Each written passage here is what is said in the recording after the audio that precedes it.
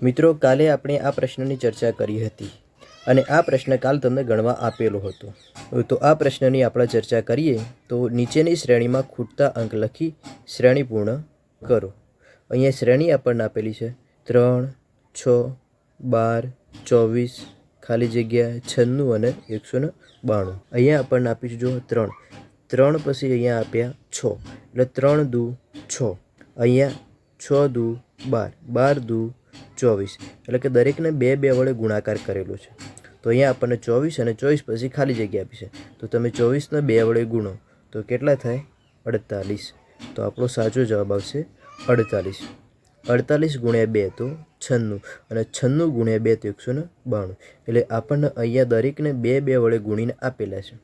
તો કાલે જે પણ મિત્રોએ 48 જવાબ આપ્યો છે દરેકનો જવાબ સાચો થશે. હવે ત્રીજા નંબરનો પ્રશ્ન આપણને આપેલું છે નીચેની શ્રેણી પૂર્ણ કરો અને શ્રેણીની અંદર આપ્યું છે આપણને 10, 15, 21, 28 અને 36.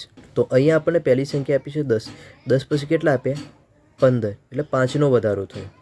તો અહીંયા કેટલા વધ્યા? 5. હવે 15 પછી આપ્યું આપણને 21 એટલે 21ની અંદર કેટલાનો વધારો થયો? 6નો. 21 પછી આપ્યું આપણને 28 એટલે અહીંયા કેટલાનો વધારો થયો? 7નો. 28 પછી આપ્યું છે આપણને 36 એટલે અહીંયા કેટલાનો વધારો થયો? 28 ને 8 36.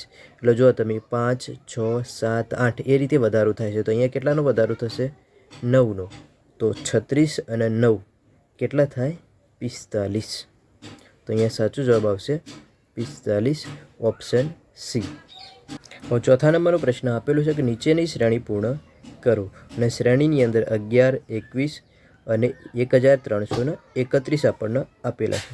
તો અહીંયા શ્રેણીની અંદર તમે ધ્યાનથી જોશો ને તો આપણને જો પહેલા નંબરે આપ્યું 11. 11 પછી આપણને આપ્યું છે 121.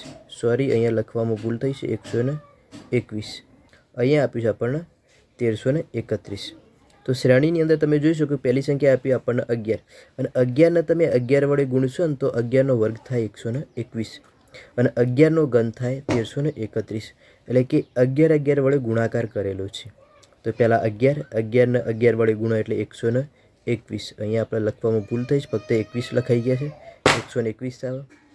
અને ત્રીજા નંબરની સંખ્યા આપીને આપણને 1331. તો 121ને તમે 11 વડે ગુણાકાર કરો તો કેટલો થાય?